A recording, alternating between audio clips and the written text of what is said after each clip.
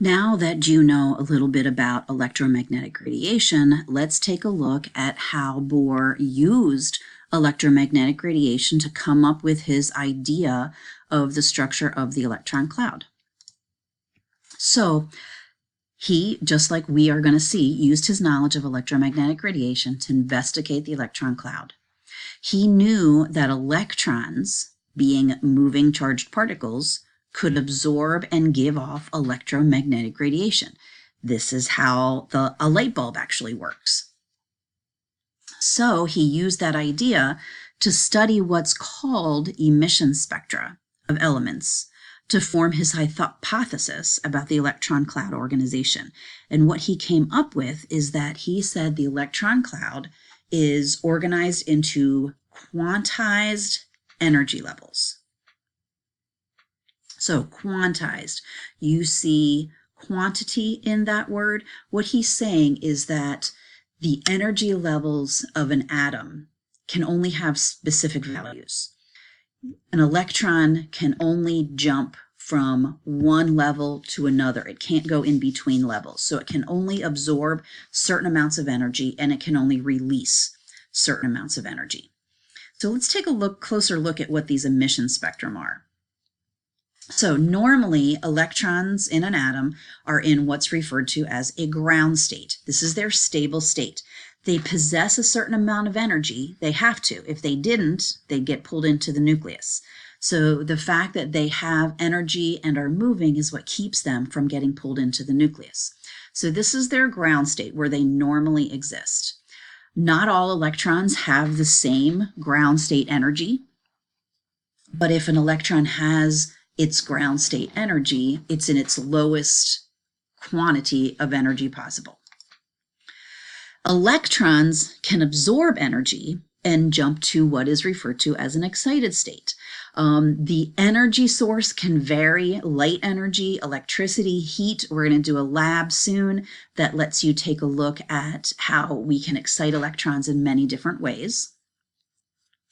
But once these electrons are in their excited state, they're not stable. And so they'd really like to return to that lower energy level. And in doing so, in order to get back to the energy level, the electron has to release the extra energy, but the only way it releases it is in the form of electromagnetic radiation. And this is the point when we can see the spectra being generated. So when the electron goes from excited state to ground state, when the electron's losing energy, that energy that's given off in electromagnetic radiation, we can potentially see as an emission spectrum. So once again, so we've got these levels of energy. So if this electron normally sits at the second energy level, if it absorbs energy, let's say it jumps to the third energy level. It's unstable here, so when it comes back down, it gives off a wave of electromagnetic radiation. That's what this is representing. This is representing the electromagnetic radiation being given off. That wave has a frequency, and therefore we can calculate the corresponding energy associated with this. Delta means change, with the change in energy levels. So we can't measure what the actual value for level 2 is. We can't measure what the actual value for level 3 is. We can only measure the change in the two levels because of the wavelength that's given off during an emission spectrum.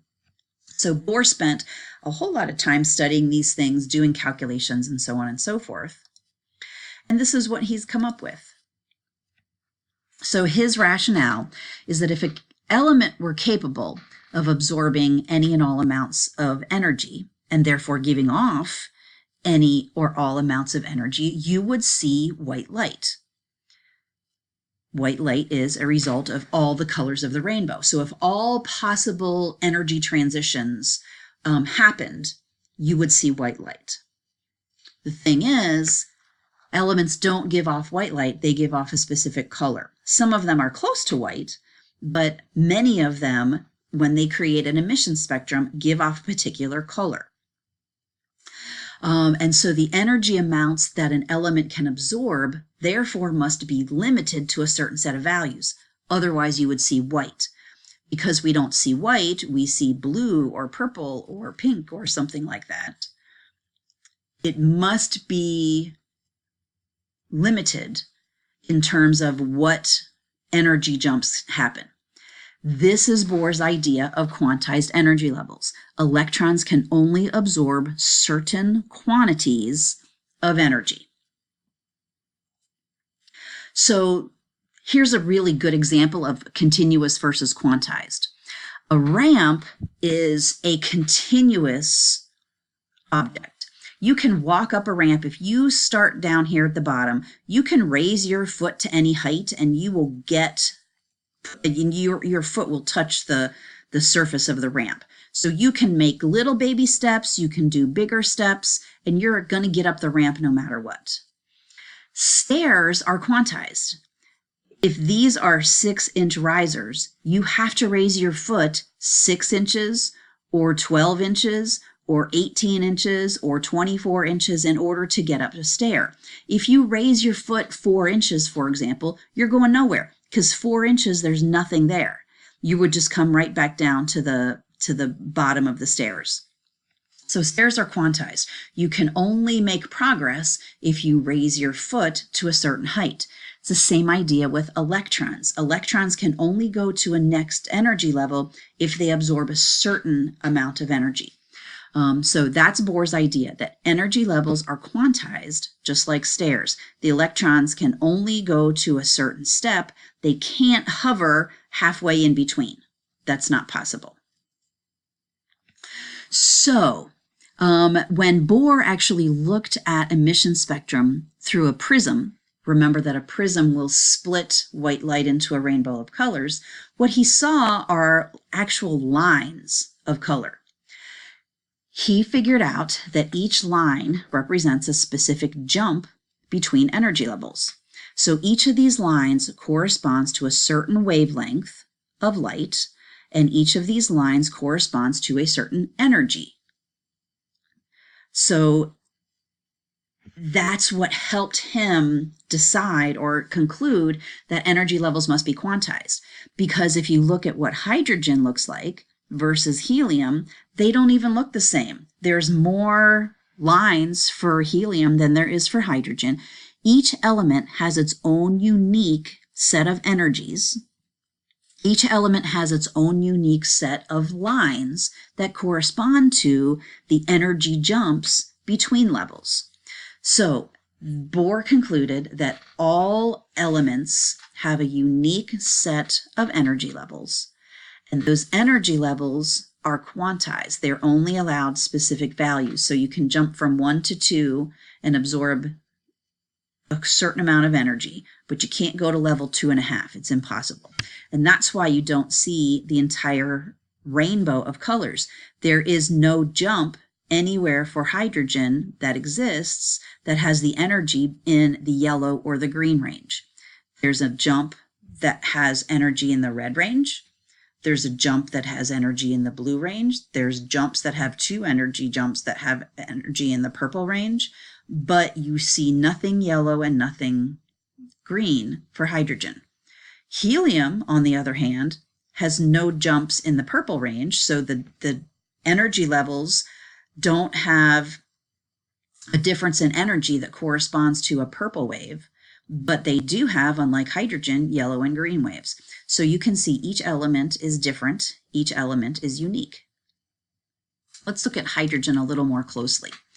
Okay, the 4 lines, and the 4th line, the second purple one, isn't really visible here, but the 4 lines scientists have figured out are a result of the electrons going from energy level 3 back down to 2, and then 4 back down to 2, 5 back down to 2, and 6 back down to 2. They just don't have the 6th ring on here. So these are the 4 transitions that happens. This is in the visible range. Here's the red line. Here's the blue line. Here are the 2 purple lines. So the energy, this is electron volts, not joules, so don't get yourself all freaked out about that. This is the energy difference that causes the red line. The energy difference is from 340 electron volts to 1.51 electron volts, or I should say vice versa. There are other transitions, but we don't see these lines because these transitions are outside of the range of visible light. So every atom has its own unique set of rings with energies associated with it. We know that because the jumps between the rings produce different colors, and each element has a unique set of lines in the emission spectrum because they have a unique set of energy levels. So there's Bohr's idea. So we've got these rings of energy, low energy near the nucleus, high energy further away.